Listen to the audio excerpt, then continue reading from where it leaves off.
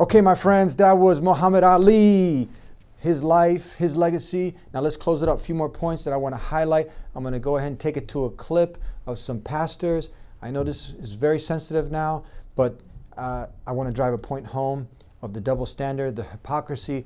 Let's go to it, and then I'll give you my thoughts afterwards. But at Sacramento's Verity Baptist Church, Pastor Roger Jimenez told his churchgoers, "What if you asked me, hey, are you sad that 50 pedophiles were killed today? No, I think that's great. I think that helps society. You know, I think Orlando, Florida is a little safer tonight. Now that 50, you know, the tragedy is that more of them didn't die. I mean, the tragedy is I'm kind of upset that he didn't finish the job." Hey everybody, Pastor Steven Anderson here from Faithful Word Baptist Church in Tempe, Arizona. And I just wanted to record a quick video about the news this morning about the shooting in Orlando. I guess a Muslim terrorist went into a gay bar and shot him up, and there's 50 sodomites, homosexuals that have been killed, and another 50 some odd injured. And then the Muslim guy himself was shot by the police, it sounds like. And here's the good news and the bad news about this. You know, the good news is that there's 50 less pedophiles in this world because, you know, these homosexuals are a bunch of disgusting perverts and pedophiles. That's who was a victim here, are a bunch of just disgusting homosexuals at a gay bar, okay? And then I'm sure it's also going to be used to push an agenda against so-called hate speech. So Bible-believing Christian preachers who preach what the Bible actually says about homosexuality, that it's vile, that it's disgusting, that they're reprobates, you know, we're going to be blamed. Like, oh, it's all extremism. It's not just the Muslims, it's the Christians. do you have any regrets about your statements during your sermon on Sunday? I don't have any regrets about what I said, and I don't take anything back. I would never take things into my own hands or become a vigilante. But I will say this, you know, the Bible says that homosexuals should be put to death in Leviticus 20:13.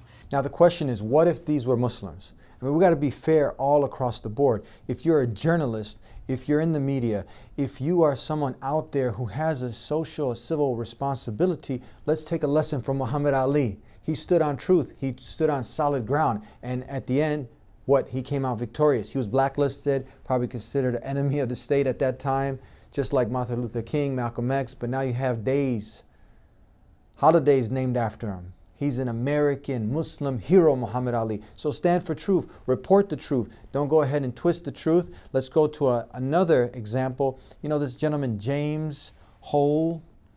Why ain't nobody talking about him? This guy plotted and was planning with weapons and chemicals to make a bomb. He was on his way to blow up a parade. Why ain't nobody mentioning him? His religion's not mentioned, nothing. These guys, these sociopaths, mentally disturbed people, they end up doing something and you look, nothing's mentioned about his religion.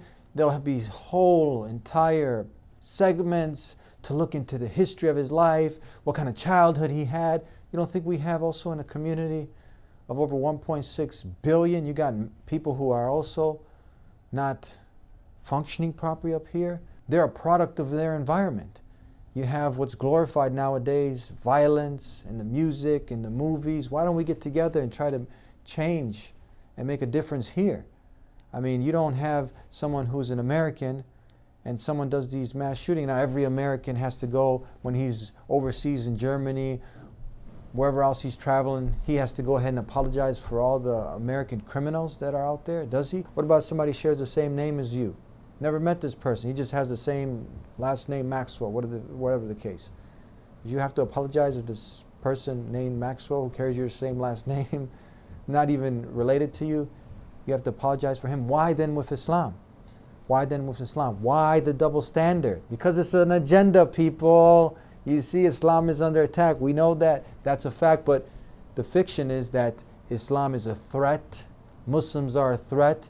If anyone sincerely looks at the data, looks at the reports, looks at the statistics, this is a boogeyman that's been created, a false narrative that's being perpetuated and pushed. You as the sincere individual who's seeking to know the truth, you will see that you have more of a chance of being killed by a toddler with a gun or by your furniture.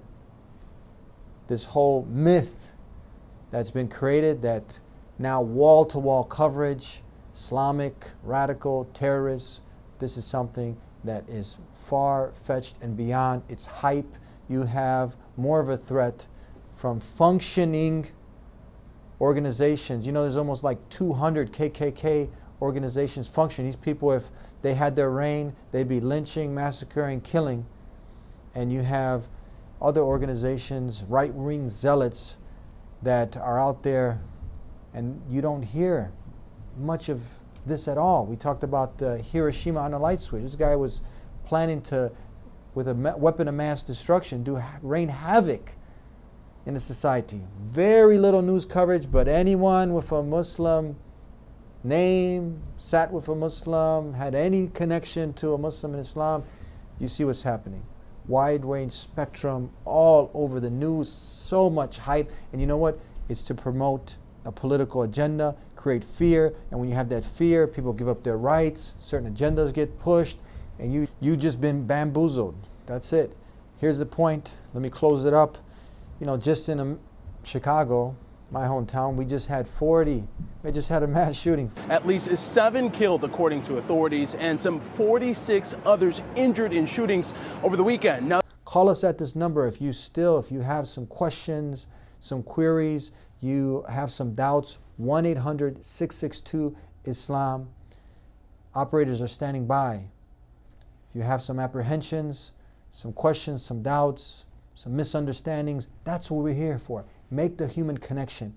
Don't be on the side of hate. Be on the side of understanding, of love, creating a connection between us, because we are not going anywhere, my brothers and sisters. We're here, and we need to work to get to know our neighbors instead of hating our neighbors. Just like the Christians are here, the Muslims are here, and the others are here, we have to work together in unison. We have to work together to make the world that we live in as a better place. As Muhammad Ali said, that's the rent that you pay back to God for spending time on His earth, is to make this world a better place for all. Thank you very much for tuning in. We hope that you enjoyed this week's episode. We'll see you next time. Until then, peace be with you. Assalamu alaikum. You don't want to miss out. You want to be here every Friday, and then we'll try to give you some short reminders in between. But you can't get that if you're not coming back to the show every week. Fridays we'll be releasing it, God willing, inshallah. Subscribe right now and enjoy all of the content that we're going to be putting out for you. Thank you. Peace be with you. Assalamu alaikum.